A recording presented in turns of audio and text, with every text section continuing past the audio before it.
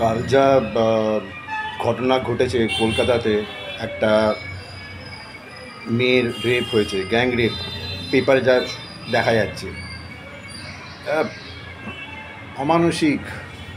আহ, মানে যা ঘটেছে, এই আহ, মানুষের পর্যায়ে নেই আমরা, আমাদের বিবেক তো নেই, আমরা বোবা কালা হয়ে থাকি, আর আমরা বরদাস্ত করছি অন্যায়টাকে। এটা খুবই খারাপ সময় দিয়ে আমরা সবাই যাচ্ছি, এটা হওয়া উচিত নয়। আর যারা ক্ষমতাশীল লোক, তারা মুখ বুঝে সব দেখছে, নাটকটা দেখছে।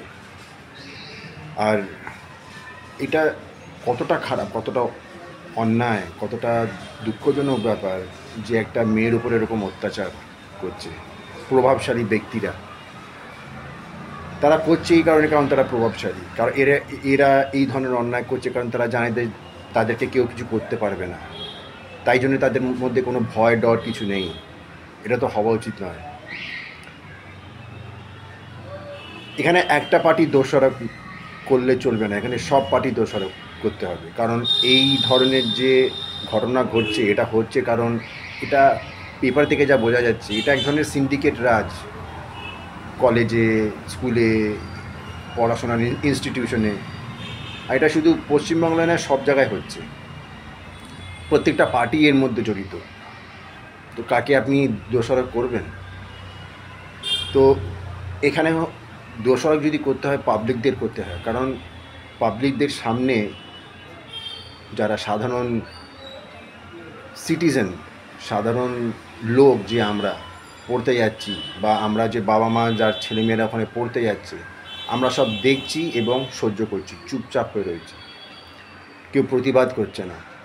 আমি বলি, শান্তিভাবে প্রতিবাদ করুন, প্রশ্ন করুন শান্তিভাবে, ভদ্রলোকের মতো। প্রশ্নটাই কেউ করে না, আর সেটারই চুপ হয়ে থাকার সুযোগ নিচ্ছে এসব প্রভাবশালী লোকেরা। আমরা শুধু অন্ধের মতন যাচ্ছি, গিয়ে ভোট দিয়ে চলে আসছি। কি লাভ হচ্ছে? সব পার্টি বদমাশ, আমি বলবো। কেউ ধোয়া তুলসী পাতা নয়।